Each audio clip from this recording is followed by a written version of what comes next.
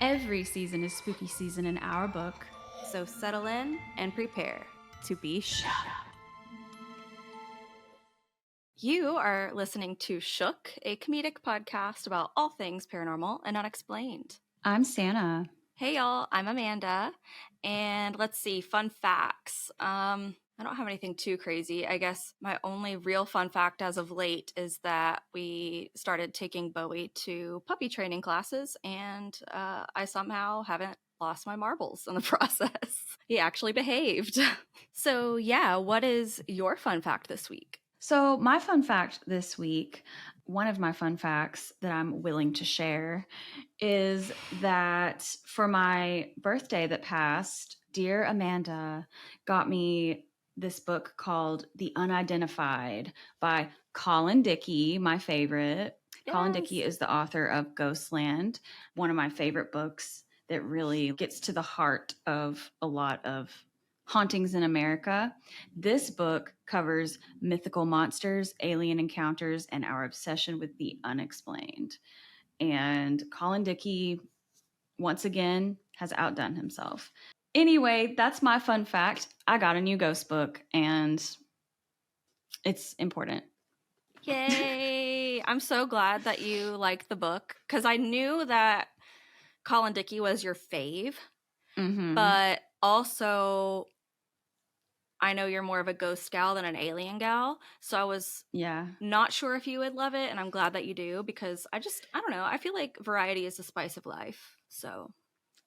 It is, and I think because I love his writing style and his thorough research, this was a really good entree for me into cryptids and aliens and things like that. And yeah, I love it. Thanks again.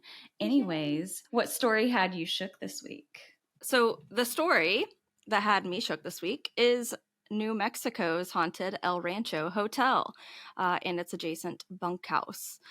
Before I go any further, I just wanted to mention that my husband has walked in on me watching this Ghost Adventures episode multiple times. I don't know. I think it's a comfort episode for some reason, but he has a running joke where he'll walk in and he'll be like, El Rancho. You know what that's Spanish for? The Rancho. Like, you're so silly. It's so dumb.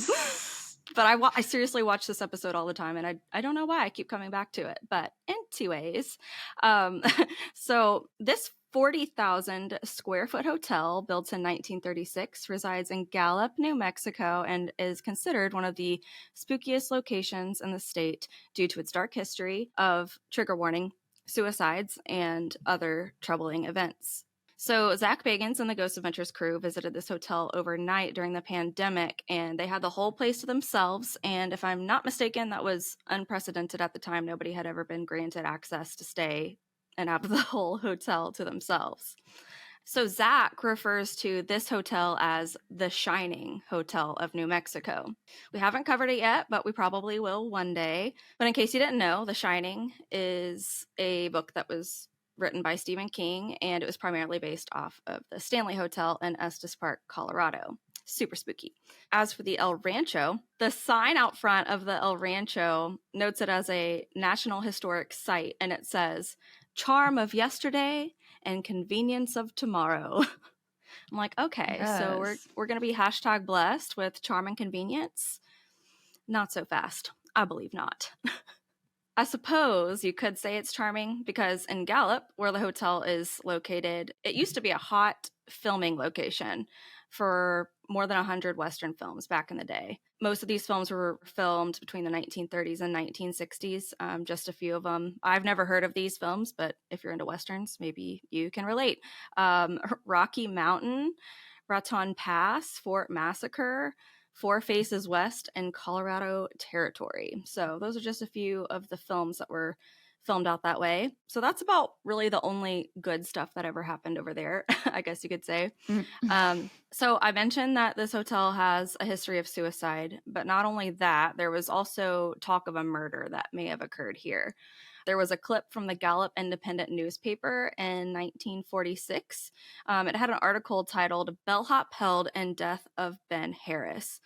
So, needless to say, there's a lot of dark energy at this hotel. And so it's been pretty unsettling to some of the staff there. So unsettling that they've simply quit. They've said, I resign. Here's my pink slip. I'm not coming back. Don't call me.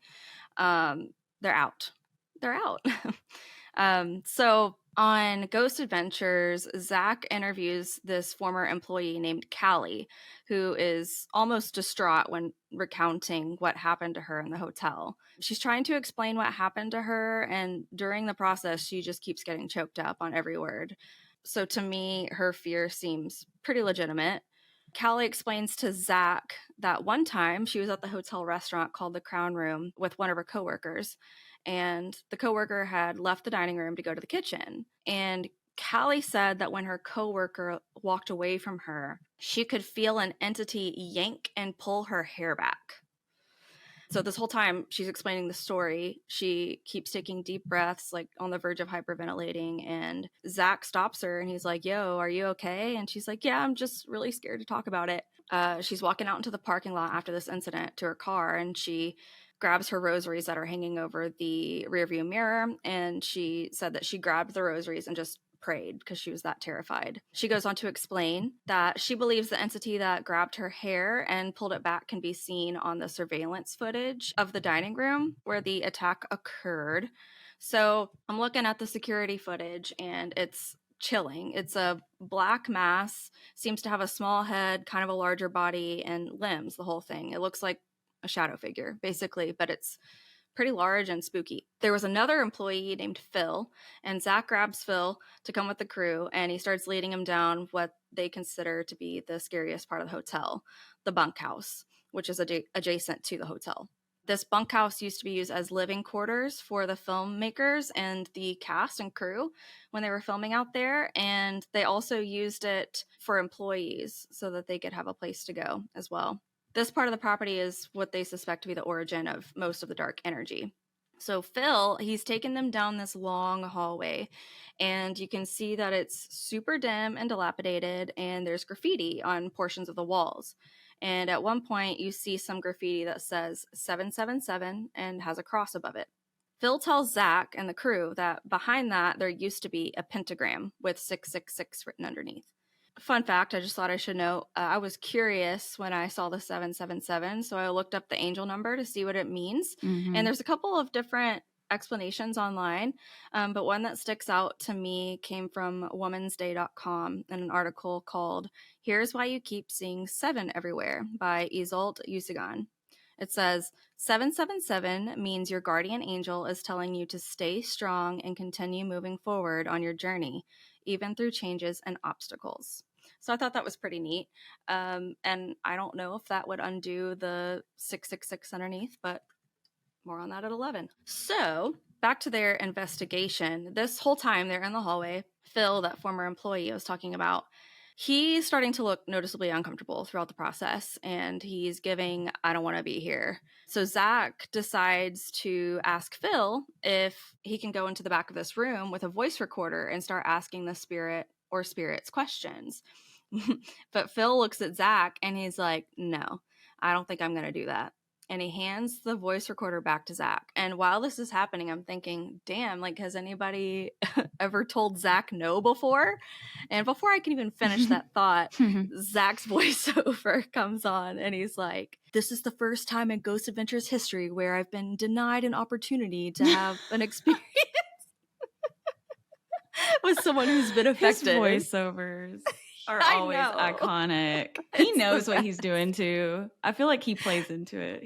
It's funny. He really does. He really does. He just leans in. Yeah. So at this point, we learn that in addition to the adjacent bunkhouse, there's also tunnels underneath this hotel that may have been used during Prohibition. So they were sneaking all the alcohol and everything through these tunnels. And of course, Billy was asked to go down to the tunnels by himself to investigate. As Billy is starting to investigate down the tunnels, Zach goes on to elaborate about the murder that potentially happened on site. And basically, it was one bellhop versus another bellhop. And the victim got shot, 8 times in the chest. Ugh, I hate it. There was a sales manager that was on camera briefly. Her name's Connie Brown, and she explains that the suicides that occurred were in room 108 and 214. It's unclear the manner of suicide, but those are the rooms that were documented.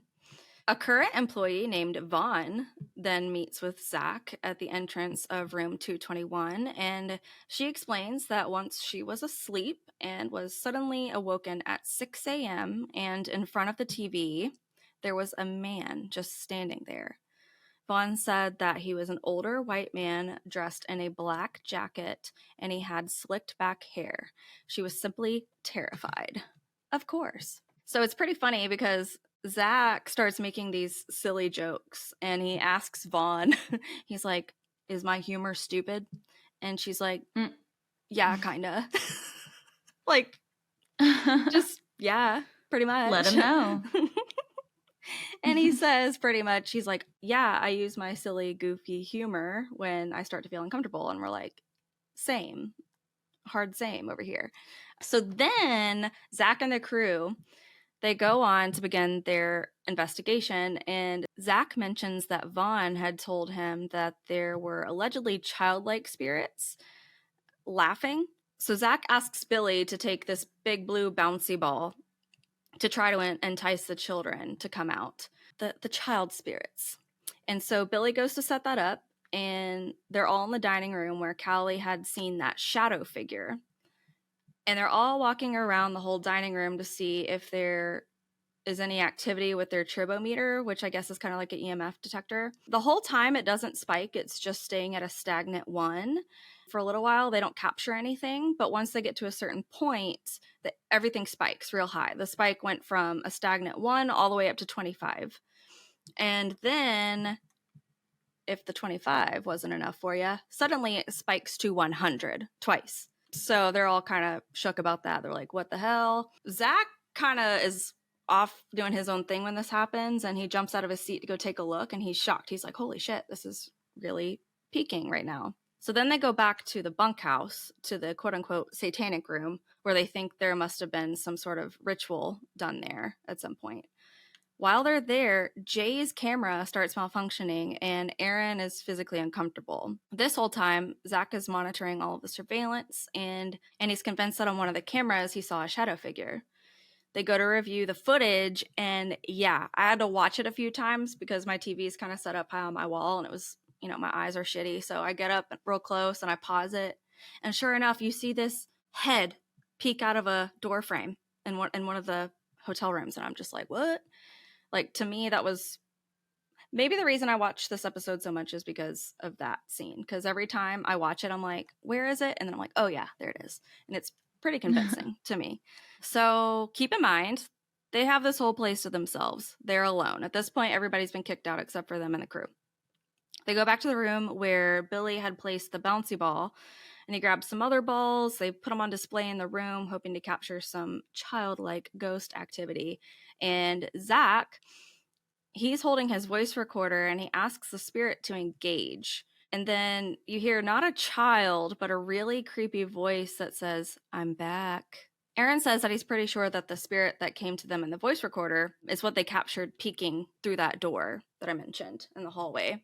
So I've got to mention that this whole time, up until this point, they've kept all the lights on. They haven't even officially gone into their real lockdown portion. This is all with lights on.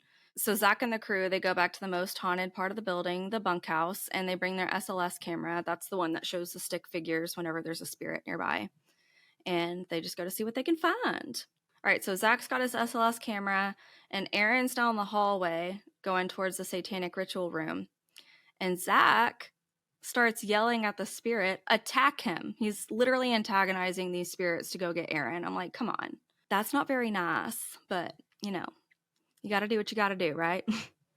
For the evidence, for the credibility, for the answers. So then suddenly, from behind him and Billy, you hear footsteps.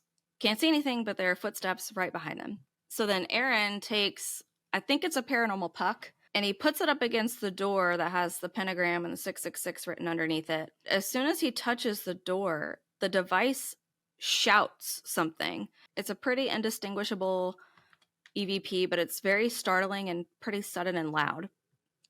So Aaron keeps the device up against the door and he keeps asking, what happened here? And the box says back to him, remember. Meanwhile, Billy says that something is poking him with a stabby sensation. And then suddenly, I don't know where he's at, but Aaron freaks out and bolts out and explains that he felt something push his back. And he said it felt like something went through his body and it almost pushed him over. So after that whole situation settles down, Zach sends Jay to be alone in the bunkhouse. He asks the spirit or spirits to show themselves. Jay briefly goes out of frame, off camera, and you hear what initially sounds like a growl. And then Zach, of course, does his voiceover again, and this is one of the funniest things that's ever happened on Ghost Adventures, I think. He says, was that a demonic growl, or did Jay pass gas? No. Hey, they're in New Mexico. They probably had either some authentic Mexican food or Tex-Mex. And it could have been. But to me, yeah, it did sound a little bit like a fart. So, yeah, that was a thing. I was surprised. I appreciate his sense of humor. He comes off as not having a sense of humor and taking everything too seriously. He really does.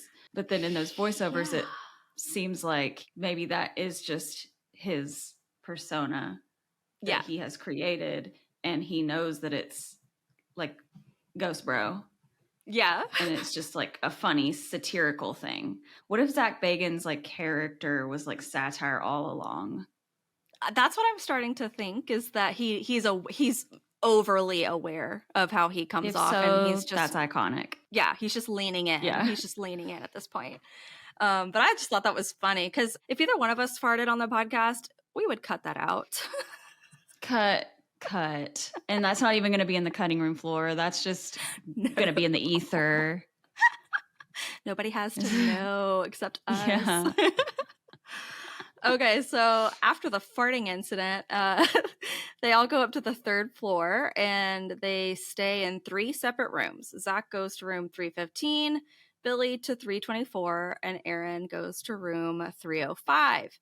When Aaron gets to his room, he sets everything up. He's sitting on the bed and he has a spirit box, and he comments that it's a quote-unquote light but creepy vibe, which to me, that's a strange way to describe something.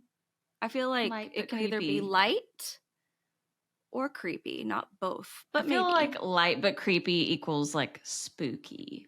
Because spooky is kind of like the family-friendly version of scary. I feel like. Yeah. Light but creepy. Make it spooky light. Anybody want something to drink? Yeah, I'll take a spooky light, please. That's going to be the next hot beverage in America. A diet creepy. Stupid. A diet creepy. So Aaron starts asking some questions. He says, can you tell me who or what we've experienced so far? And the voice comes back through the spirit box, but it's a little bit garbled, kind of a distorted voice. It sounds like it's saying, tried to scare you, kind of like a monotone, creepy computer from the 1990s or whatever. And it repeats itself, tried to scare, and then it cuts off. Well, while this is going on, both Billy and Zach have some pretty boring nights. No major interactions in their rooms. Billy leaves to go to the nerve center to get more equipment since he's not having any luck. And there's a funny part where, well, to me it's funny because Zach's, being boss bro, and he's like, where are you going? And he's like, oh, I'm going to go get some more equipment. And he's kind of like, okay, like that's an acceptable reason to leave your room. Go to your room. My God. Okay. Love you, Zach. So they cut back to Aaron, and he grabs that device that will type out a response. And he says, who are you? And the device types back, I, him. Jay ends up leaving the room. I'm not sure if he's going to find Zach and tell him what he caught, but as he's walking out of the hallway, there is a loud thud just out of nowhere. Aaron thinks that it's a door that slammed, and so he yells to the guys, only to find out that he's alone. Nobody else is up where he's at. So Billy ends up finding his way back to the tunnels. And as if the potential of a spiritual attack isn't bad enough, there's also rat droppings everywhere in these tunnels. Disgusting. Zach goes back into the room where all of the children's bouncy balls are, and he has that SLS camera. When there suddenly is activity, he starts asking questions like, go play with the ball, and sure enough, the stick figures, they start popping up everywhere, all over the ball. Cut back to Billy. Billy, he's going through these tunnels, and he is wading through all of the animal scat. And I don't think he hears it in real time, but his mic picks up a disembodied hello. At the end of the day, Zach, Billy, Aaron, and Jay all heard or witnessed something in addition to all of the people they interviewed. So I thought that was pretty spooky. And I thought I would do a little more digging. So I went on to TripAdvisor to see if I could find some reviews of El Rancho. And this user named 5Take, which is 5TAIK, the subject line is Ghosts, 1 star. Reviewed November 13th, 2020. They say, everything was going good until things in my room started moving around on its own. I left my purse on the bed. I went to use the restroom and came back to my purse in front of the bathroom door. My belongings were being moved around throughout my stay, and at night it was the worst. I was so terrified, I seen an elderly man in a black suit standing at the edge of my bed. I will not return ever again. And 4 people liked that review. I just thought that that was pretty interesting because it is a little bit, it kind of corroborates what that girl Callie had seen. The shadow figure of a man, and then the man leaning out of the doorway. And I don't know, it all just came together. But as for who it could have been either of the suicide victims. It could have been either of the bellhops. Who knows? But I don't know why. That's one of my comfort episodes, and I keep coming back to it. So I figured it's time. Let's talk about it. What season is that? So you can find this episode. I watched it on Discovery Plus. It is season 24, episode 2. Had a couple different sources, Okay. but Ghost Adventures was my favorite. And if you want to watch it, highly recommend. I don't know why I love that episode so much. I think it's just peppered with so much evidence. Because there's some where you don't see as much or hear as much, but that one I feel like is pretty peppered. So yeah. Yeah, well, that's awesome. I want to go watch that episode. You should. I've been actually watching Ghost Adventures lately, so yeah, it's kind of a vibe. We should honestly go sometime. Honestly, please. All the ghost trips. I'll go. That 1-star review is not deterring me from going to a haunted location. I want to stay the night somewhere, especially like a hotel. Like, I don't exactly want to stay the night in like an abandoned prison or something because I'm not built for that. But like a place that already is a hotel. Mm-hmm. Perfect. Sign me up. Let's go. Right.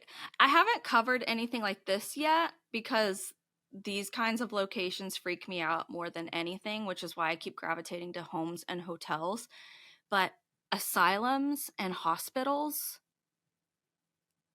they freak me out so much.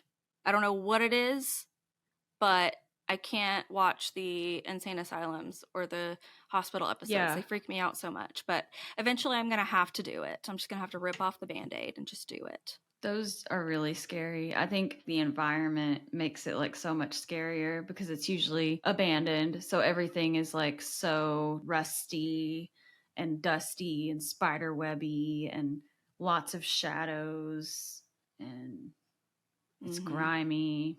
It just feels haunted. Yeah, definitely. Yeah.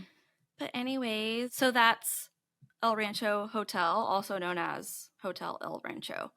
That was my story. What story had you shook this week? So the story that had me shook this week comes from my new ghost book that I mentioned earlier as my fun fact, The Unidentified by Colin Dickey. Pretty sure I'm Colin Dickey's #1 stan. Anyways, so I found my story just the moment I opened the book.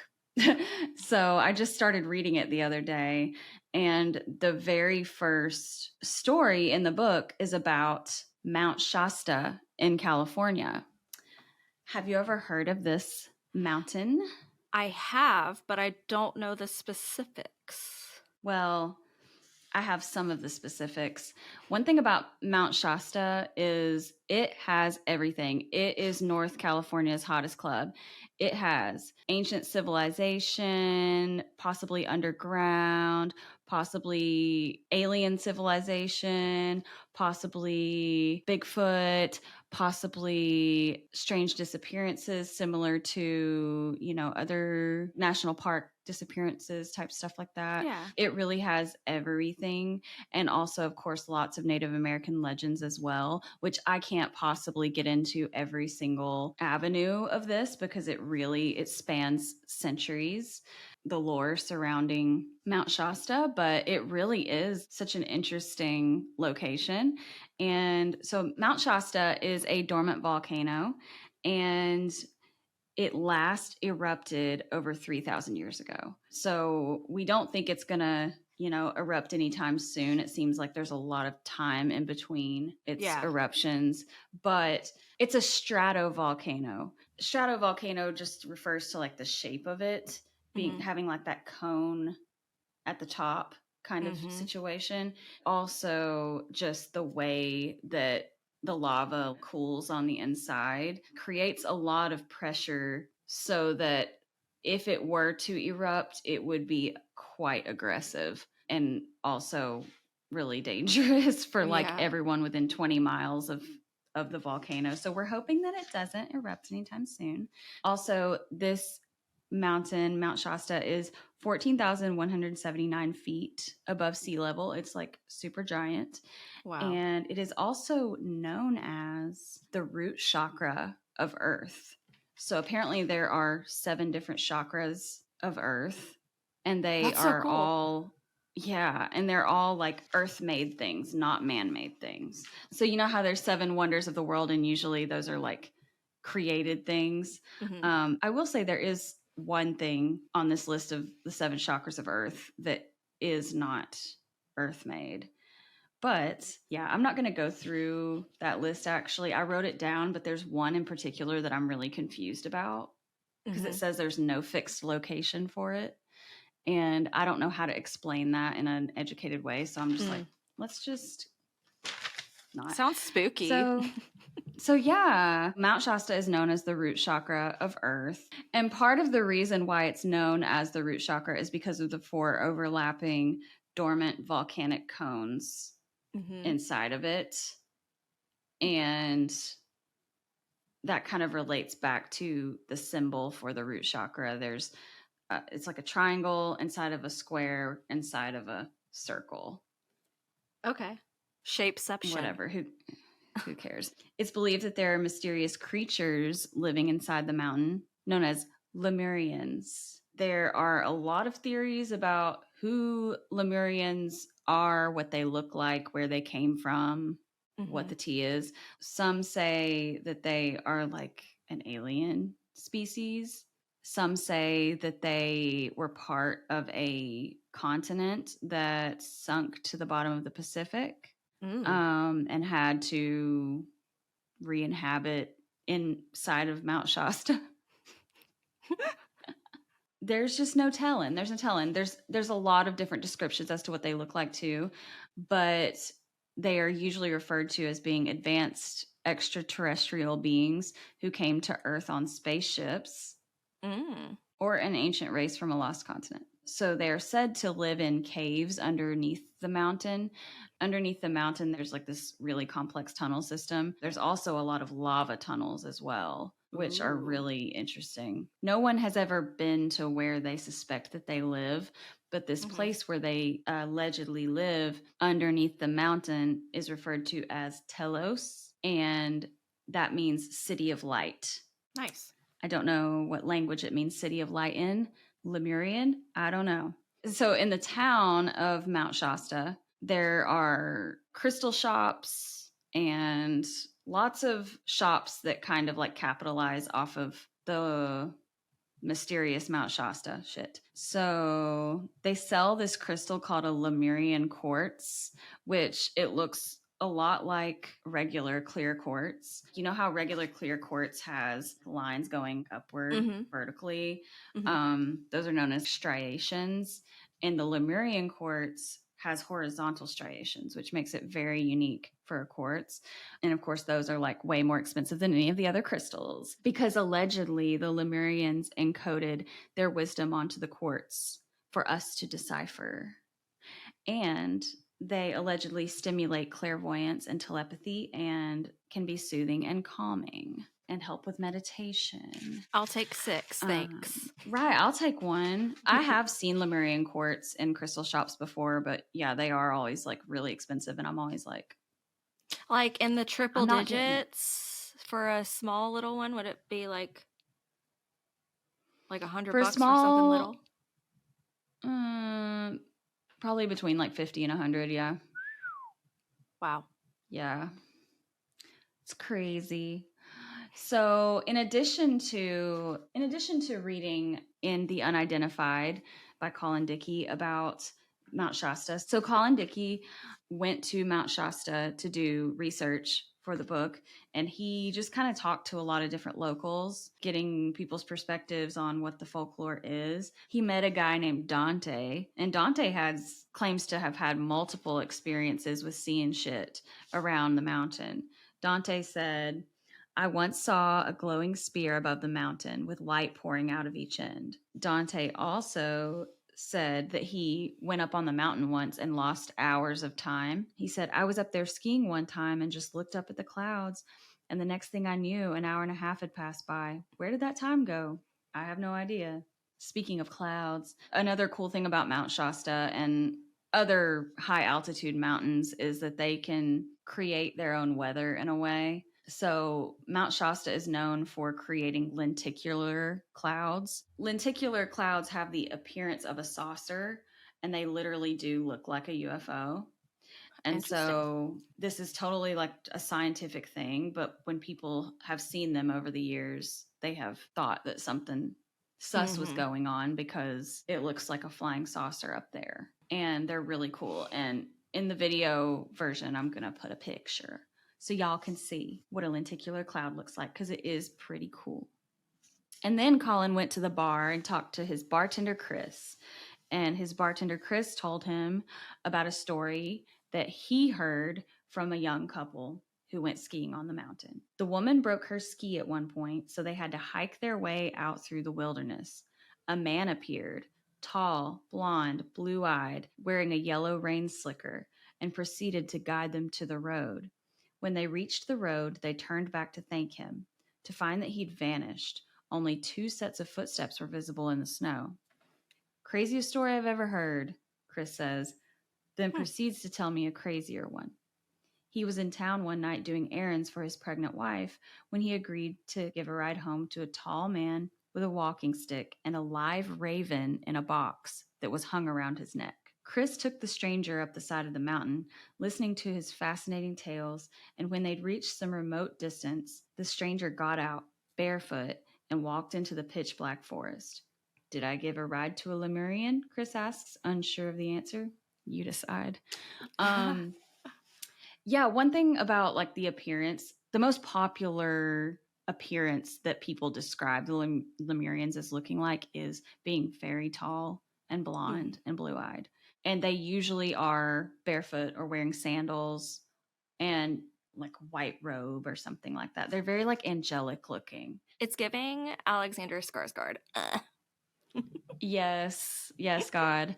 If anybody fits that description, it's him, honestly. He is tall as hell and angelic as far as I'm concerned, even though he plays assholes all the time. Oh my God, I just watched Infinity Pool recently. Have you seen it? Yes, I watched it the other night, like a week or so ago, and I fell asleep during it, and then I woke up to the part where he was getting stabbed. Oh my God. The whole movie is a fever dream. I didn't know what was going on. It was. What I saw was. I need Speak of the Devil to cover that stat, if they haven't already. I don't think they have. Oh, yeah. I feel like they haven't done Infinity Pool yet, but yeah. Yeah, I'm sure they will. And I'm going to need the tea. I'm going to need the breakdown on that because I'm probably not going to rewatch it because it was upsetting to me. It was upsetting to wake up and then all that shenanigans were going on and I didn't know what was going on. Yeah, like you're out of it and all of a sudden you're like, whoa, whoa, whoa, whoa, whoa. It literally so was jarring. a fever dream for me. Like, but yeah. Oh, and then other people in the town that Colin talked to said that they've seen Bigfoot up on the mountain. And it's just, what is it? And then I listened to a few different podcasts also, trying to get information everywhere I could. And one of the podcasts I listened to called The Swerve, they mentioned that shopkeepers in the town had experienced the Lemurians coming in to buy things from them, but they usually buy like sulfur and salt, very basic materials, and they pay in gold. Here's gold. So they pay way more for what they're getting. Pay by the pound. Because it's like, yeah, it's literally, yeah.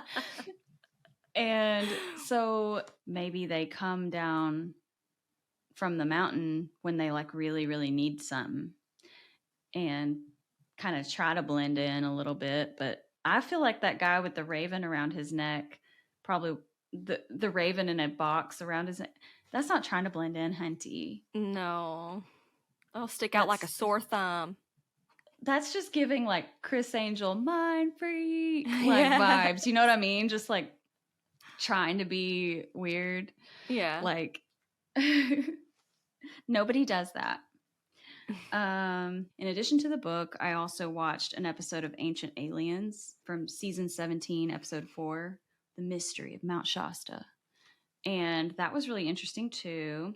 I got a little bit more information about the Native Americans that inhabited that area originally from this source. So there were tribes called Shasta, Wintu, Modoc, and Karuk.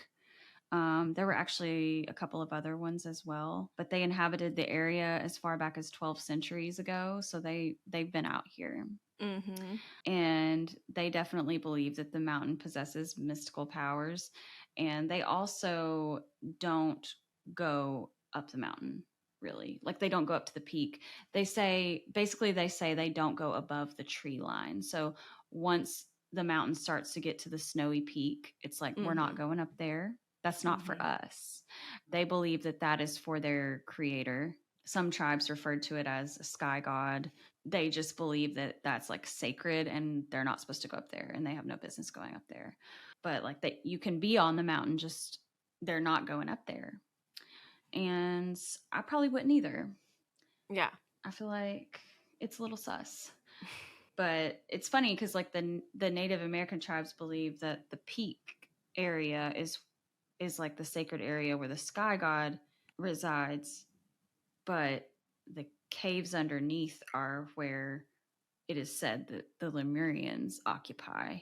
And then also, in addition to the Lemurians, people have said that a reptilian race of people also occupies space in the tunnel system, somewhere down there under the cave. It's like they both kind of inhabit space down there.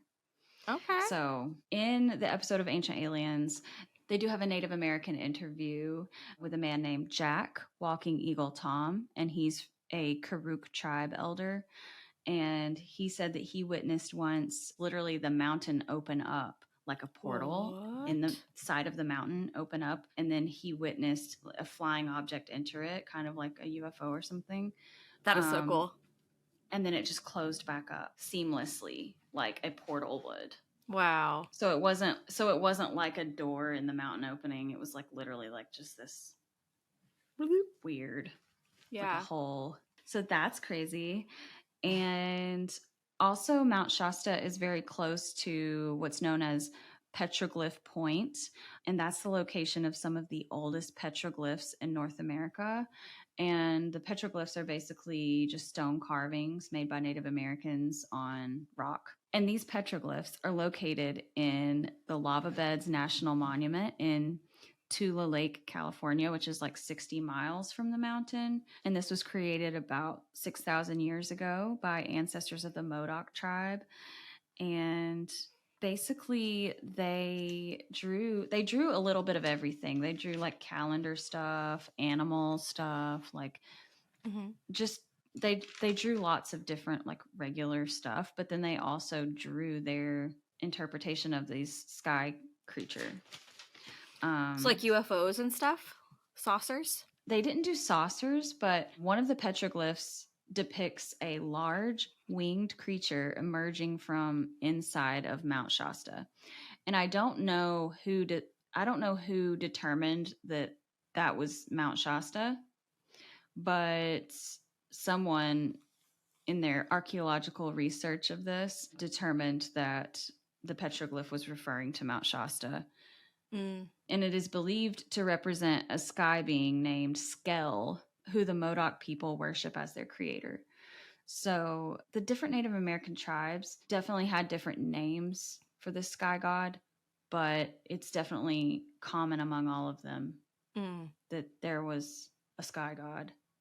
And they just all kind of, in their language, kind of had a different name for them. But the Modoc people were the ones who actually like documented it in the petroglyphs. Locals believe that in ancient times, the great sky chief Skell came down from the sky to live in Mount Shasta and has been there ever since, protecting it. So that's kind of like the Native American perspective as to like what is going on supernaturally at Mount Shasta. All the while, there's also the Lemurian goings on, possibly the reptilian goings on, possibly Bigfoot traipsing around in the woods. Maybe he lives down there with the Lemurians too. Maybe that's why we don't see him much. He comes out when he wants to, and that's it. You don't see him unless he wants you to. That's right. Sounds like one big paranormal party. It really does. It sounds like a hotbed to me. It really sounds like Northern California's hottest club, if you ask me. Oh, yeah. And over the past century, there have been over 50 reports of UFO sightings around Mount Shasta. In 2008, there were witnesses that saw a UFO that looked like a giant glowing jellyfish flying over the town. Then a group of Native American spiritual people called the Waga came to the area and told the local Native Americans that there were giants that lived in Mount Shasta. And then Mount Shasta is also famous for Bigfoot sightings. The earliest Bigfoot sightings came from Northern California also. My other source for this was an article I found called There's Something About Mount Shasta by Laura Kiniry for Atlas Obscura. Very cool. And yeah, and I may just like end up reiterating some of the things I've already said. And like I said, I'm going to cobble this together because I've been like really all over the place. So sorry if I repeat something. Legend has it that deep beneath the mountain, there's a system of tunnels and a hidden city called Talos, the ancient city of light for the Lemurians, residents of the mythical lost continent of Lemuria, which was washed away by the waves of the Pacific Ocean thousands of years ago, allegedly. Some say the surviving Lemurians now residing in Talos appear to be 7 feet tall, with long flowy hair, and wearing white robes and sandals, and also blonde hair and blue eyes. Some say Mount Shasta is also home for the lizard people, reptilian humanoids that also live underground. Mount Shasta is a part of the Cascade Volcanoes, or the Cascade Arc, which is a number of volcanoes that geographically create an arc formation across Western North America from British Columbia up in Canada all the way down to California. And it goes through Washington and Oregon. It's just like this arc of mountainous volcanoes, and it's also considered the Cascade Range, and also it like overlaps with the Ring of Fire. Which is also like a group of volcanoes. And a Johnny Cash song. So another weird thing is allegedly 700,000 years ago, the mountain moved 15 miles outside of the arc line somehow. I don't know What? who noticed that or who determined that or who had recorded exactly where it was Mm-hmm. originally in the arc line, but apparently someone observed that the mountain shifted 15 miles in another direction He said, outside of "Look, the I'm arc line. special. I'm special, and I'm gonna stand out from the crowd." Okay. Yeah. And for Native Americans in the area, Mount Shasta is a sacred place. The Modoc people believe the creator lived in the mountain, and some bring offerings when they visit. Modoc also believe Mount Shasta is home to Matakagmi, which is another word to describe keepers of the woods, and that's their version of Bigfoot. Mm. So, yeah, that's pretty much all I have. There's way more depths to dive as far as Mount Shasta goes, and I honestly might like at some point revisit it in the future, like down the line. Might do a little Mount Shasta part 2 with some more like eyewitness accounts and things like that because it is really interesting. I did briefly consume some other sources that had a lot of information. And yeah, I would love to go farther into that sometime. Let me know if you'd like to hear more about Mount Shasta. I definitely want more, and I am hung up on one thing in particular. Did I hear this right? That one of the witnesses said they saw jellyfish looking thing? Yeah, like a jellyfish looking thing floating. That's so creepy. Yeah. Spooky ooky. No one's Yeah, safe like from these what is that? jellyfish. It's giving surf and turf. Well, it's not even turf because it's in the air, but you get what I mean. You're not safe anywhere. Yeah. Um, now that I think about it, I think the reason Mount Shasta was ringing a bell for me, but I couldn't figure it out. I think I watched some episodes of Ancient Aliens about it. You said that was one of your sources, right? Yeah. That show is it's something else, but it's very It's pretty entertaining. good. Yeah. I thought it was pretty good. I really thought that they got good experts. And I really liked that. They weren't just getting like any like armchair Right. They're conspiracy usually pretty good theorist. at that. Like so it's reputable. So it's a good show. And I had never seen an episode of Ancient Aliens until last night when I was watching that episode. And I'm like obsessed What? now. What?